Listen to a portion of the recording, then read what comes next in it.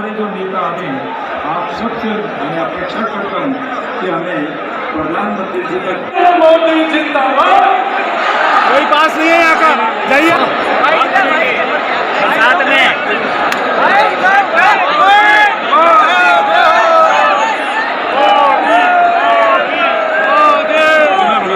आदरणीय प्रधानमंत्री जी, आदरणीय राज्यपाल महोदय, मंत्रिमंडल में मेरे सहयोगी अर्जुन जी, मंच पर उपस्थित सभी मंत्रीगण, सांसदगण और उपस्थित सभी भाई और बहनों, 2014 में प्रधानमंत्री करके जिम्मेदारी लेने के बाद प्रधानमंत्री जी ने अपने प्रायोरिटी में वर्ल्ड स्टैंडर्ड का इंफ्रास्ट्रक्चर बनाने के बारे में एक मिशन के रूप में हम सब के सामने एक कार्यक्रम रखा। मुझे आज खुशी है कि इस 9 साल में देश की तस्वीर रोड इंफ्रास्ट्रक्चर में काफ़ी बदली है। विशेष रूप से राजस्थान में आज जो अमृतसर जामनगर इकोनॉमिक कॉरिडोर, जिसका आज एक उद्घाटन आदरणीय प्रधानमंत्री जी कर रहे हैं, इसकी क्वालिटी, इसका प्लानिंग विशेष रूप से बहुत ही महत्वपूर्ण है। अमृतसर से जामनगर तक ये 23,000 करोड़ की लागत से 917 किलोमीटर 6 लेन इकोनॉमिक कॉरिडोर है, जिसमें 650 किलोमीटर कॉरिडोर बन गया है और बाकी कॉरिडोर अक्टूबर 2023 तक बन जाएगा। राजस्थान में 620 किलोमीटर लंबे इकोनॉमिक कॉरिडोर में 502 किलोमीटर बन गया है और जिसका आज माननीय प्रधानमंत्री उद्घाटन कर रहे हैं। इस कॉरिडोर की पंजाब में लंबाई 155 किलोमीटर और गुजरात में 125 किलोमीटर है। यह कॉरिडोर पंजाब, राजस्थान, हरियाणा और गुजरात के 15 जिलों से गुजर रहा है और यह कॉरिडोर राजस्थान के गंगानगर, हनुमानगढ़, बीकानेर, जोधपुर, बाड़मेर एवं जालोर से गया है। राजस्थान में कटरा, वैष्णो देवी कनेक्टिविटी, ये भी एक महत्वपूर्ण कॉरिडोर है। राजस्थान से धर्मशाला की कनेक्टिविटी, लुधियाना, रूपनगर, रोपड़ ग्रीनफील्ड हाईवे, राजस्थान के लोग पंजाब होकर हिमाचल प्रदेश के प्रमुख पर्यटन स्थल धर्मशाला तक आसानी से जा सकेंगे। थल एवं जींद में राजस्थान को दिल्ली कटरा एक्सप्रेसवे से वो जुड़ेगा और अंबाला से कोटपुतली के बीच 50 किलोमीटर की दूरी कम होगी। हरियाणा के नांगल चौधरी में बहुत बड़ा MMLP भी हम बना रहे, उससे भी जोड़ा जाएगा। राजस्थान से अंबाला, चंडीगढ़ ये भी कनेक्टिविटी हो रही है। करीब 1700 करोड़ की लागत से 30.2 किलोमीटर 6 लेन ग्रीनफील्ड कॉरिडोर का निर्माण जून 2025 तक पूरा हो जाएगा। मुझे खुशी है कि राजस्थान में विशेष रूप से ये जो रोड इंफ्रास्ट्रक्चर खड़ा हो रहा है, ये राजस्थान के प्रगति और विकास के लिए बहुत उपयोगी होगा। प्रधानमंत्री जी ने विशेष रूप से गति शक्ति योजना में जो कोऑर्डिनेशन, कोऑपरेशन, ये जो दोनों सभी स्टेक होल्डर्स के बीच में रहना चाहिए, उसका भी विचार इसमें किया गया है। हमारे गुजरात के भास्कराचार्य इंस्टीट्यूट ने इसका अलाइनमेंट किया है। यही नज़दीक बीकानेर में मैं आया था और बहुत अच्छी रोड साइड एमिनिटीज़ दोनों साइड में यहाँ बनाई गई है, जो विशेष रूप से जो टूरिज़्म के लिए जो आएंगे उनके लिए बहुत उपयोगी होगी।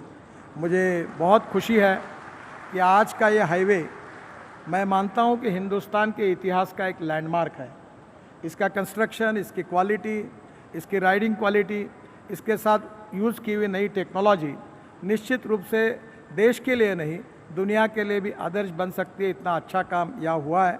मैं फिर से एक बार मेरी विभाग की ओर से आपका बहुत बहुत स्वागत करता हूँ और आज आप इसका जो उद्घाटन कर रहे हैं, निश्चित रूप से ये हाईवे हमारे राजस्थान के लिए भी एक ग्रोथ इंजन साबित होगा।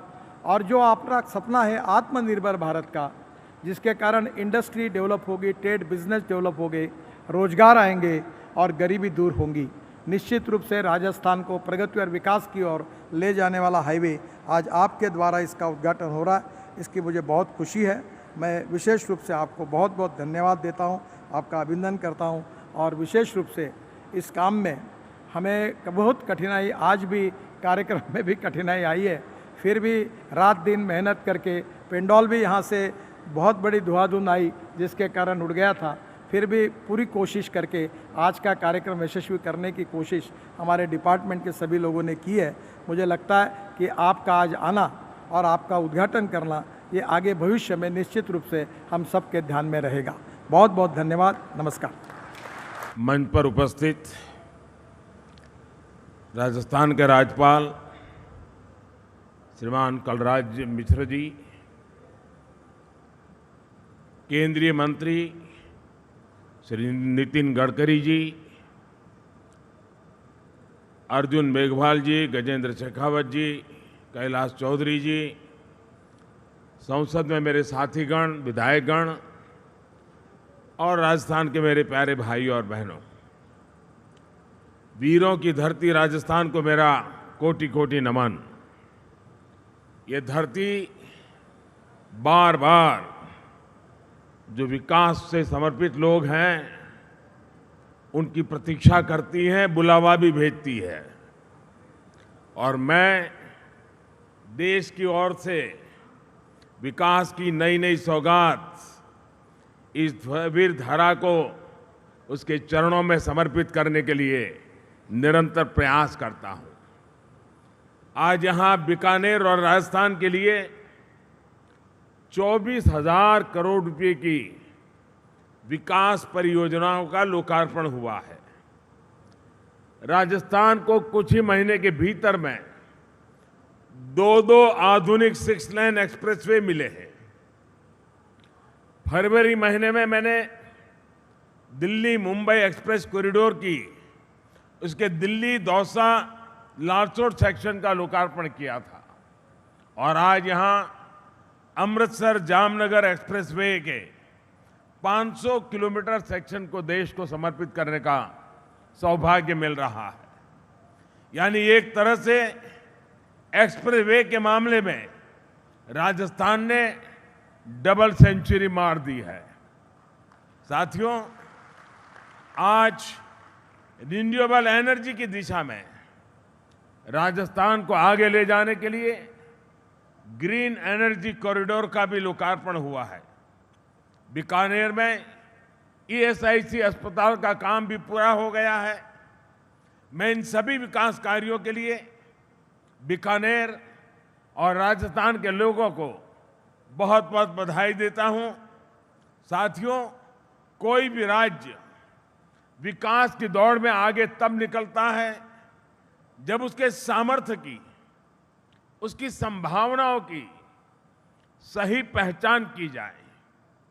राजस्थान तो अपार सामर्थ्य और संभावनाओं का केंद्र रहा है। राजस्थान में विकास की तेज रफ्तार भरने की ताकत है, इसलिए हम यहां रिकॉर्ड निवेश कर रहे हैं। राजस्थान में औद्योगिक विकास की अपार संभावनाएं हैं, इसलिए हम यहां कनेक्टिविटी के इंफ्रास्ट्रक्चर को हाईटेक बना रहे हैं।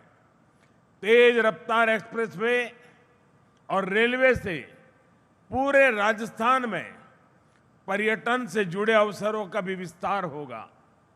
इसका सबसे बड़ा लाभ यहां के युवाओं को होगा, राजस्थान के बेटे बेटियों को होगा। साथियों, आज जिस ग्रीन फील्ड एक्सप्रेसवे का लोकार्पण हुआ है, ये कॉरिडोर राजस्थान को हरियाणा, पंजाब, गुजरात और जम्मू कश्मीर से जोड़ेगा। जामनगर और कंडला जैसे बड़े कॉमर्शियल सी पोर्ट भी इसके जरिए राजस्थान और बीकानेर से सीधे जुड़ जाएंगे। एक तरफ जहां बीकानेर से अमृतसर और जोधपुर की दूरी कम हो जाएगी, तो वहीं जोधपुर से जालोर और गुजरात की दूरी भी घट जाएगी। इसका लाभ इस पूरे क्षेत्र के किसानों और व्यापारियों को बड़े पैमाने पर मिलेगा।